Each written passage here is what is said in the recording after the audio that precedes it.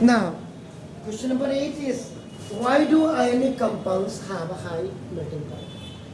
Ionic compounds का मतलब समझ रहे हैं ना, जैसे Na2O वाला था, मैग्नीशियम ऑक्साइड था, आपका नाम देखा था, तो मीन्स जब मेटल आपका नाम नॉन मेटल को कम्प्लीटली आपका नाम लास्ट आउटर मोस्ट ऑर्बिट से आपका नाम इलेक्ट्रॉन्स को कंप्लीट ट्रांसफर कर देता है ना, उसको आपका आयनिक कंपाउंड्स आपका कहा जाता है आपका नाम, या पोलर कंपाउंड्स भी आप कह सकते हैं आयनिक आपका नाम, और इलेक्ट्रोवैलेंट कंपाउंड्स भी कहते। बॉन्ड हो गया, तो बॉन्ड का मतलब basically what is the meaning of the bonding. भाई आपको जहाँ अच्छा लगता है आप वहाँ पढ़ने जाते हैं, इसका मतलब आपकी और टीचर की बॉन्डिंग बहुत अच्छी होगी, तभी तो आपका नाम। भाई जब बच्चा छोड़ रहा है कहीं से, इसका मतलब टीचर और उसकी बॉन्डिंग अच्छी नहीं थी, यही हो सकता है आपका नाम। हालांकि टीचर अच्छा ही पढ़ाएंगे ऐसा तो है नहीं। 12 ओके, तो why do ionic compounds have high melting point? क्यों होता होगा आपका? क्योंकि आयनिक कंपाउंड्स एक मेटल है और एक नॉन मेटल है, तो मेटल और नॉन मेटल जब एक दूसरे के साथ रिएक्ट करेंगे तो उनके बीच में इन बिटवीन ऑफ देम आपका नाम the strong electrostatic forces of attraction between the ions आपका नाम वह आपका हो जाएगा। तो means ionic compounds have a strong electrostatic force of attraction between the ions आपका, therefore it requires a lot of energy to break these forces। Break को overcome भी कहते हैं आपका नाम, ओवरकम these forces, तो that's why ionic compounds have high melting points। Clear sir? इसका जवाब ये था। Next question is define the following terms mineral और गैंग। गैंग को आपका मैट्रिक्स भी कहते हैं, और मैट्रिक्स जब हो गया तो मैट्रिक्स का मतलब मिक्सचर ऑफ, उसमें सैंड भी हो सकती है, उसमें इम्प्योरिटीज आपका नाम, तो मतलब कई चीजें आपका देखो। You all are sitting the English medium students आपका ना, तो आपको थोड़ा सा अपना दिमाग भी यूज करना पड़े। मिनरल सबसे पहले हिंदुस्तान में सबसे पहले मिनरल वाटर कहते थे, दैट इज द बिस्लरी। आज तो दुनिया भर की गंगा भी हो गया, रेलवे में जाओगे तो आपका जल पकड़ा देंगे, बोतल के बाहर से लिखा हुआ जल। तो मिनरल्स भी कई, टाल्क, जिप्सम, कैल्साइट, एपासाइट, फ्लोराइड, आपका क्वार्ट्ज, क्वारंडम, ऑर्थोक्लेस, डायमंड, ऐसे आपके 10 मिनरल्स आपके होते हैं, कई होते हैं इसमें। तो ना देखो जैसे, तो मिनरल और का मतलब बेसिकली रॉ हुआ, रॉ। आपने कमीज पहनी, कमीज बनने से पहले टेलर ने जब आपका सिला होगा तो उसने क्या होगा, he has taken a piece of cloth आपका नाम, वो अब थान से लिया या कट पीस था जो भी था, लेकिन हमें तो कमीज मिल गई ना।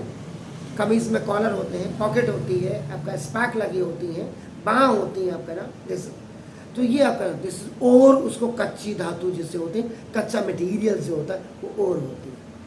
ठीक है, अब मिनरल की बात हम करेंगे, तो most of the elements which occurs in nature in combined state is called as minerals। combined state called as mineral आपका हो जाता है, and the chemical composition of mineral is fixed। आप समझे मेरी बात? most of the elements occurred in nature in combined state called the mineral। is that clear? so the chemical composition of mineral is fixed। ये this was the definition of the mineral। उसके बाद आप आइए और का मतलब minerals from which metal can be extracted conveniently and profitably. काम करने का मजा तभी है जब उसमें कुछ बेनिफिट भी मिले। सिंपल सी बात, इतना बड़ा बेनिफिट नहीं हो लेकिन थोड़ा बेनिफिट तो है। दाल रोटी का गुजारा चलना चाहिए ना, कहते हैं लोग ऐसे ही कि कोई भी मेटल को जब आप ओर से एक्सट्रैक्ट कर रहे हैं तो वो बड़ी आसानी से कन्वीनियंटली और प्रॉफिटेबली, उससे आपको एक प्रॉफिटेबली हो, are known as your ores. तो minerals from which metals can be extracted conveniently and profitably is known as your आपका नाम, या are known as your ores. Gangue भी लोग कहते हैं भाई, अब प्रोनाउंसिएशन आप देखिए, गैंग्यू, गैंग। मैट्रिक्स क्या हुआ, गैंग,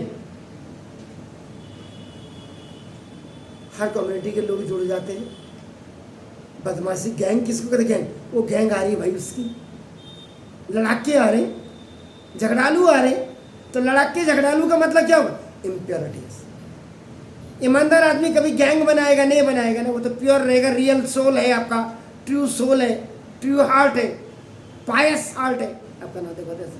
तो गैंग का मतलब द इम्प्योरिटीज, जो इम्प्योरिटीज होती है आपका ना, लाइक जैसे सैंड होती है, सैंड बालू, आपका सिल्ट, जो बरसात के दिनों में गंदा पानी में जो आता है, सिल्ट आती है आपका बह करके, आप तो गोला का पानी पीते हैं ना, इसमें आपका सॉयल भी आपकी आ जाती है, ग्रेवल्स भी आपकी आ जाती है, ETC। ये आपका दिस इज तो ये आपका present in the ore are called gangue. मतलब ore is related to the mineral and gangue is related to the ore. तो मिनरल का मतलब क्या होगा कि most of the elements occur in nature in a combined state called as minerals. Ores का क्या होगा? Minerals from which now the metals can be extracted conveniently and profitably. और द इम्प्योरिटीज जैसे सैंड, सिल्ट्स, ग्रेवल, सॉइल्स, आपने जो भी लिखा it is आपका present in the ore. Present in the ore is called gangue या metals. अब वो गैंग्यू बोले, कोई कुछ बोले, ऐसा क्लियर? चलिए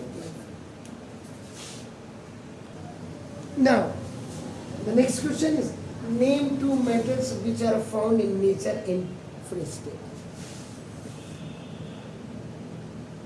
लीस्ट रिएक्टिव होंगे तो फ्री स्टेट में होंगे, कंबाइंड स्टेट में मोस्ट रिएक्टिव होते हैं। Is it clear? इसका अब क्या हुआ, इसका जो आंसर होगा the metal at the bottom of the reactivity series are mostly found in nature in free state. आप मेरी बात समझ रहे हैं क्या बोल रहा हूं मैं? The metals at the bottom of the reactivity series are mostly found in nature in free state. And all these are the examples की बात है। एजी सिल्वर एंड गोल्ड आपका हो गया, क्लियर हो गया सर? नेक्स्ट क्वेश्चन आपका नाम लिखता हूं। Which metal do not corrode easily? ऐसा कोई मेटल है जो कि इजीली corrode नहीं होता। The unreactive metals do not corrode easily. This is why gold plating provides high resistance to corrosion. High resistance to corrosion.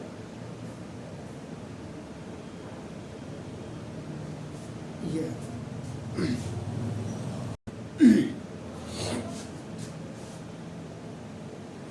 Question number 12 में आपका नाम food canes are coated with tin का मतलब ऐसे आपका देखो, and not with zinc because food cans होती है, इनमें आपका टिन की कोटिंग की जाती है अंदर से, जिंक की नहीं की जाती है। तो जरा देखिएगा, एक तो सबसे पहले आपका नाम, अगर आप रिएक्टिविटी सीरीज को यू विल चेक तो now Zn is more than Sn in a reactivity series.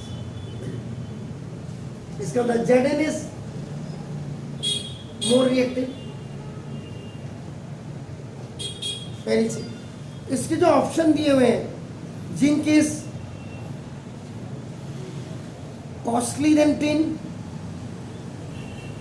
zinc has a higher melting point than tin, zinc is more reactive than tin, zinc is less reactive than tin. So food canes are coated with tin and not with zinc because zinc is more reactive than tin. तो वैसे भी मैंने आपको reactivity series में अपन, तो जब भी आप मेटल्स एंड नॉन मेटल्स में काम करते हैं, आपके दिमाग में दो चीजें बहुत क्लियर आ जानी चाहिए। आप एक तो वो ये सारा first group, second group, third group, fourth group, fifth, six, seventh inert group आपका नाम देखो, ये दिस इज दैट, ये transition element, lanthanide series, actinide series आपका नाम, इसमें ये सारी चीजें आपकी बिल्कुल क्लियर होनी चाहिए। द सेकेंड वन इज जो बोर्ड में आपका जो you are looking the reactivity series, ये आप देख रहे हैं। ये दो चीज़ों का जब आपका कॉम्बिनेशन आप देखेंगे तो आपकी केमिस्ट्री में कहीं भी आपको दिक्कत नहीं होगी। Is it clear?